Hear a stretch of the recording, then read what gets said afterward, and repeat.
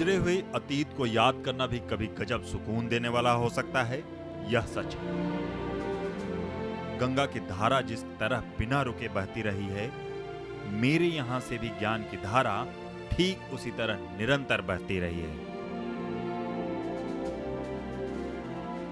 यह अजब संयोग है कि बच्चे को पहला ज्ञान मां से ही मिलता है और गंगा को भी मां के रूप में बराबर संबोधित किया जाता रहा है। यह मेरा सौभाग्य है कि लगभग 400 सालों से मैं गंगा की लहरों के समीप हूं। मैं गंगा के किनारे खड़ा आपका अपना कॉलेज पटना कॉलेज हूं। मेरी इमारत को देखकर ऐसा अंदाजा ना लगाएं कि मैं शुरू से ही ऐसा हूं।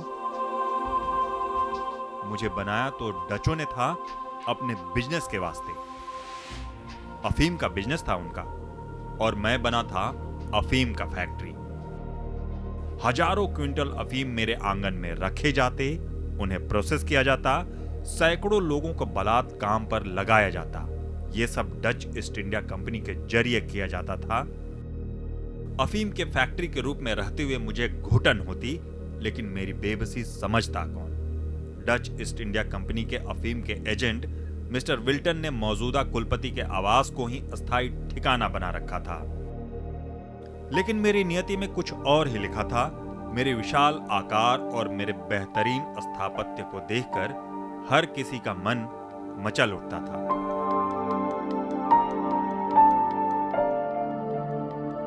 विश्व में डचों के वर्चस्व कम होने के बाद 1828 में यहां पटना के कलेक्टर का कार्यालय शुरू हो गया। मुझे अफीम से छुटकारा मिल गया। फिर 2 फरवरी 1835 को मेरी किस्मत पूरी तरह से तब पलटी जब एक अंग्रेज अधिकारी थॉमस वेलिंगटन मैकुले ने भारत में अंग्रेजी शिक्षा के प्रसार के लिए स्कूल खोलने का प्रस्ताव किया। जुलाई 1835 में पटना के पहले हाई स्कूल की शुरुआत मेरी ही इमारत में हुई। मेरी बाँछें खिल उठी, समय बदला। 1862 में स्कूल ने पटना कॉलेजिएट स्कूल का रूप ले लिया। वक्त के साथ मैं हर सीढ़ियों पर चढ़ता गया। फिर वो दिन भी आया जब मैं पूरी तरह कॉलेज के रूप में बदल गया।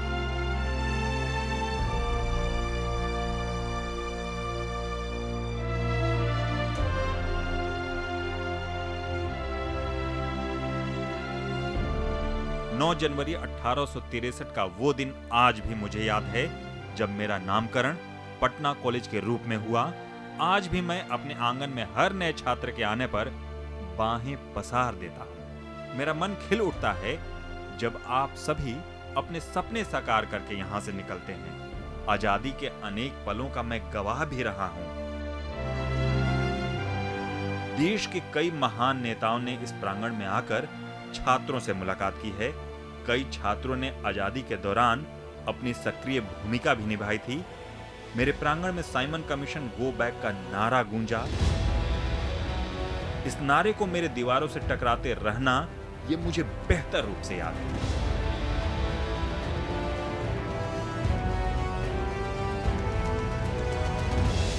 वक्त बदलता रहा। यहां आए छात्रों में कई मुझे आज भी याद हैं। बिहार के पहले मुख्यमंत्री श्री कृष्ण सिंह, अनुग्रह नारायण सिंह, जयप्रकाश नारायण हो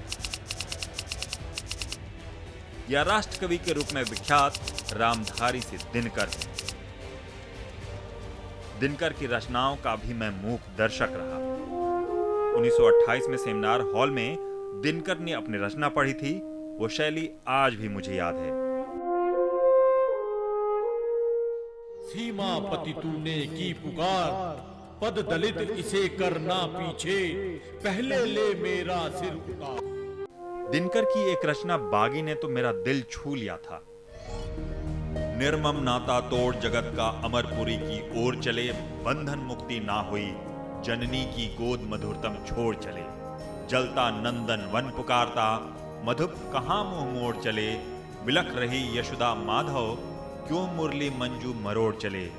उबल रहे सब सखा, नाश की उद्धत एक हिलोर चले। पछताते हैं वधिक, पाप का घड़ा हमारा फोड़ चले। माँ रोती बहनें कराती, घर घर व्याकुलता जागी, उपल सरीखे पिघल पिघल तुम किधर चले मेरे बागी। दिनकर जी ने ये लाइनें यतीन्द्र दास की जेल में हुई शहादत पर लिखी थी। गंगा के घाट पर बैठकर भी दिनकर ने कई कविताएं लिखी। यहां पढ़ने वाले छात्रों की तेजस्विता को देखकर मुझे पूर्व का ऑक्सफोर्ड कहा जाने लगा। लेकिन दिनकर की लेखनी बंद होने पर मुझे अचरज हुआ, लेकिन इसका कारण खुद दिनकर से सुनकर मैं आश्वस्त हो गया। कविता लिखना ही एक प्रकार से बंद हो गया था। अफवाद पाकिस्तानी आक्रमण के समय कुछ कविताएं लिखी थीं। इतने दिनों तक कविता न लिखने का परिणाम ये हुआ कि मेरी शैली बदल गई और जिस तरह की कविताएं मैं लिखा करता था उस तरह की कविताओं से मुझे संतोष नहीं होने लगा। इस बीच में वैयक्तिक जीवन में विपत्तियां भी बहुत सही, विचारों की उलझनों में भी रहा और सोच समझकर मैं इस निष्कर्ष पर आया कि कविता में रोमांस को सचमुच दबना चाहिए। वो समय आ गया है कि रोमांस की कविता युग की गियर से बाहर मालूम होती है। मैं आपको फिर अपने पिछले दौर में लेकर चलता हूं। मैं बिहार विधान परिषद के पहले बैठक का भी गवाह रहा हूं।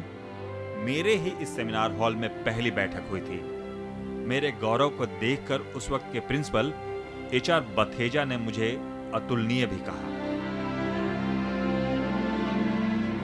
भारत की आजादी के कई पलों को मैंने अपनी आंखों से देखा है, लेकिन 18 मार्च 1974 के दिन को मैं आज भी नहीं भूल पा रहा हूं, जब आजाद भारत में छात्रों पर गोलियां चली।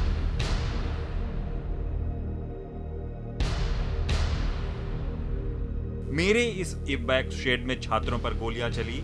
मेरे 5 छात्र आहत हुए। मेरा सीना छलनी हो गया। छात्रों को सहारा दिया मेरे ही कॉलेज के पूर्व छात्र जयप्रकाश नारायण ने। 74 साल के जयप्रकाश नारायण का साथ मिलने से मुझे थोड़ा सुकून जरूर मिला। मेरा प्रांगण अब शासन के विरोध में उठ खड़ा हुआ। कुछ छात्रों ने इस मुहिम में बेहद आगे बढ़ चढ़कर हिस्सा लिया। बाद में इस शासन को निरंकुश शासन कहा जाने लगा। इसके विरोध में नारे उठने लगे।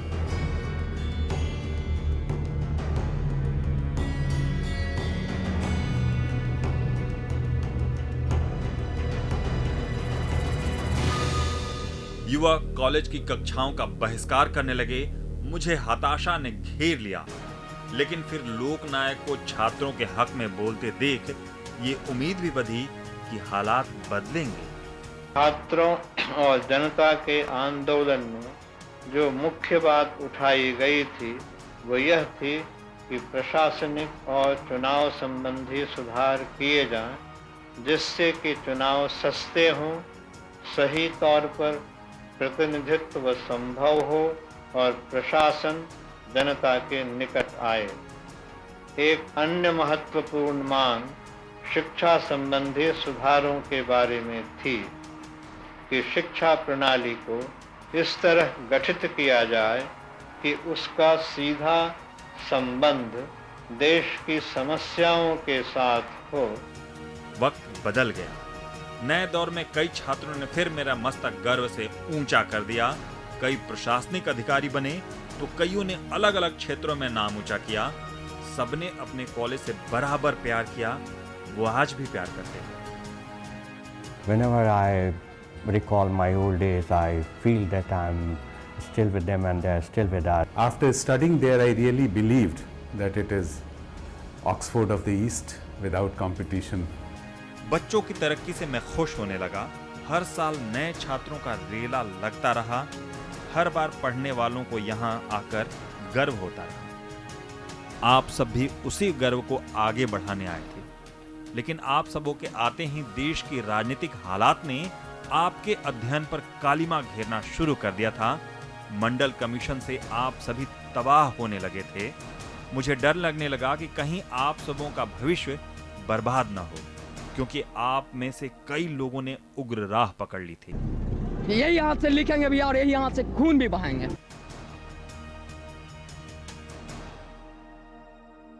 वक्त ने आप सबों का ख्याल रखा और वो वक्त निकल गया।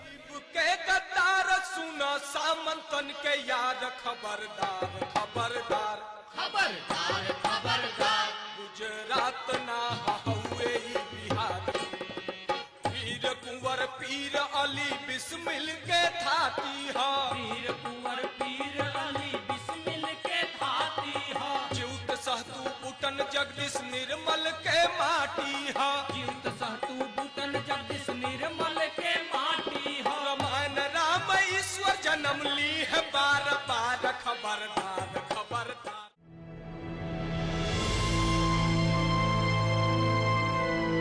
लेकिन मुझे तब बहुत ज्यादा दुख हुआ जब मेरे ही बच्चे एक दूसरे के खून के प्यासे हो गए। कॉलेज में पुलिस का पहरा बैठ गया।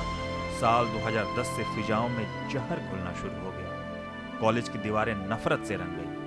छात्र तो थे, लेकिन डर और दहशत के साए में मेरा दिल रोने लगा। जिस कॉलेज के प्रांगण में बच्चे देशभक्ति की शपथ खाते थे, वो अब एक दूसरे के खून के प्यासे हो गए। दुख होता था कि आखिर ये कौन सी सीख हमारे गोद में बैठकर इन्होंने ली है।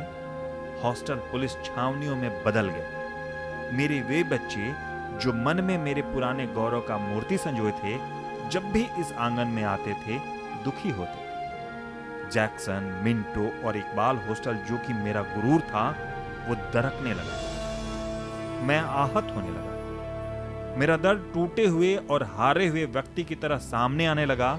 विश्वास कमजोर होने के साथ अब दीवारें भी कमजोर होने लगी थी।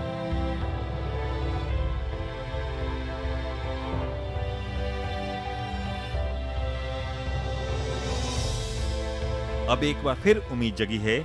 आप लोगों के आने के बाद फिर मेरे टूटे अरमानों को पंख लगने की आस लगी है। ऐसा महसूस हो रहा है कि मेरे बच्चे जरूर कुछ बेहतर करेंगे। पिछले दिनों जब आप सब यहाँ आए थे तो मेरा भी दिल बेहद खिल उठा था। आखिर सालों बाद आपको जो देखा था, इन गलियारों में आपको घूमते देखा तो साल 1974 के दर्द को मैं भूल गया। कॉलेज की उन सीढ़ियों पर बैठे देखा तो उस दिमाग की नसों को शिथिल करने वाली अफीम के कष्ट को भी मैं भूल गया। कुलपति के आवास पर जब आपको देखा तो ये भी भूल गया कि इस पर सालों साल तक अफीम के एजेंटों ने कब्जा जमाए रखा था। शायद आप इस गौरव पट्टी को नहीं भूले होंगे। ये पत्थर की पट्टिका आपको जरूर एहसास कराएगी कि आपकी जड़ें कहां हैं और आज किस हालात में।